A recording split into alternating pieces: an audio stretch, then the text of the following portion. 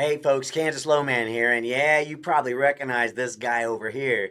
I grew up in Pittsburgh, Pennsylvania, just a middle-class kid. My dad did upholstery on cars. My mom did odd jobs. As long as I can remember, I was hustling. I remember going to my dad while he was playing poker with his buddies and saying, "Dad, I need some new sneakers." And he looked at me, looked at my feet, and he goes, "Those tennis shoes you got on, they work. When you have a job, you can buy whatever you want." And one of his buddies that had to be drunk was sitting at the poker table with him. And he goes, "Hey, I got something you can sell. I got all these boxes of garbage bags. Why don't you sell them in the neighborhood and then you can take the money you make and buy your sneakers?" He had these boxes that he sold to me for $3. I sold them for $6.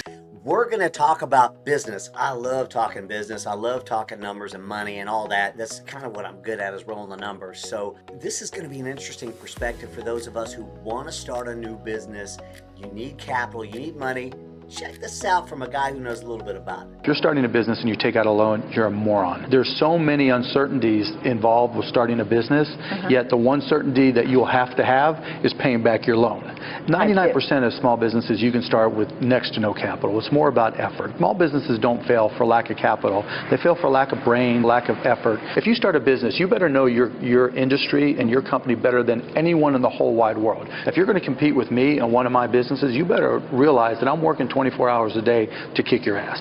Wow, wow, wow. You better believe I'm working 24 hours a day to kick your Cuban clearly knows a little bit about money.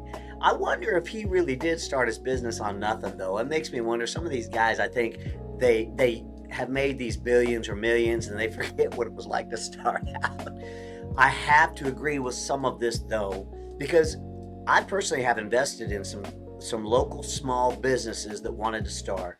And of course, we had an agreement, we signed a contract, started money, and it makes it sound bigger than it is. It's not that big, it's small amounts. But I have. And some have worked out, some have not. It's just how it is. And I have to agree with a lot of this, though, because Radio Shack, you hear a story when Radio Shack was a big thing, if y'all remember that, the electronics store, who is now defunct, by the way, but they started out in a garage making these things, and they end up to this big retail chain at the time with selling all this great stuff before Best Buy and Walmart and everything took over the electronics market, started selling it all themselves. The truth is, most businesses, you can start up with a little bit of nothing. You can start up with just a little bit of nothing and a lot of effort. Knowing your industry, making sure you know enough to get started, learning as you go. Don't wait to learn everything, but you better know enough to get started, and then you better be continuously learning and educating yourself about your business and what you're wanting to do. Like a small restaurant here in town, I know somebody that wanted to do a small restaurant type thing in town because everyone loves their food and everyone wanted their food. And so they started actually making food at home and started charging people. Well, then they wanted some money to get into a retail space, and they went too quick without having a retail space really taken care of. You know what? They got a loan, and you know what? They still owe on that loan, and they have no business.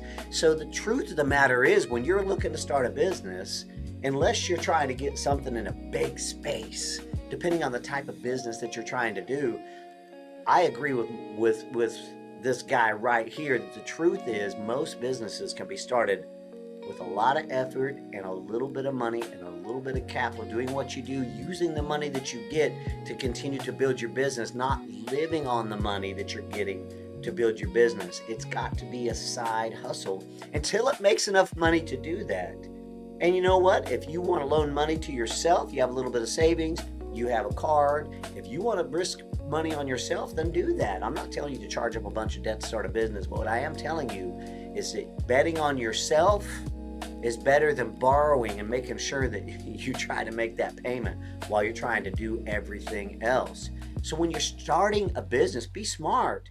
Make sure that you're willing to put in that effort. How much time do I have a week to put into this business? People don't really think about that. Oh, I just want to start a business. I just want to start a business. Well, let's look at your time.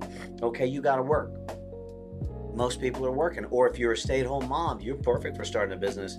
But how much time do you need to give your effort to your kids to get them ready for school, to cook, to clean, to do the things you do at home? Because stay-at-home moms typically are keeping that household running, working really, really hard, while somebody else is out working, making money for the house. They're making the house what it needs to be. How much time do you really have? How much effort do you really have to put into it?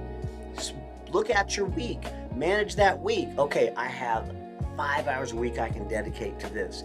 What can you accomplish in that 5 hours to make the money to make that thing roll? Is that enough time?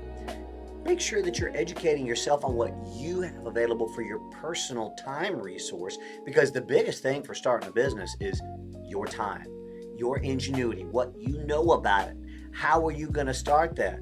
Do you have the time to start it? Can you make that time? Can you squeeze out? And we can't make any more time. There's only a limited amount. Can you reschedule some things to give you the time to make sure that business is successful? That's really where it's at. I like his take on this, that, hey, the effort's there, and just know I'm working 24/7 to kick your ass. Now, he doesn't have obligations. Last I knew, he wasn't married. Last I knew, he didn't have any kids. Just owns a basketball team and a whole bunch of businesses and has $1 billion. You know, when he started out, I bet he worked his little tail off, which is why he didn't have a wife and kids. He chose that life. A lot of us, we have wife and kids. We have things, we have a husband and kids, or we have things and obligations we got to take care of. Maybe we're putting ourselves through school and working.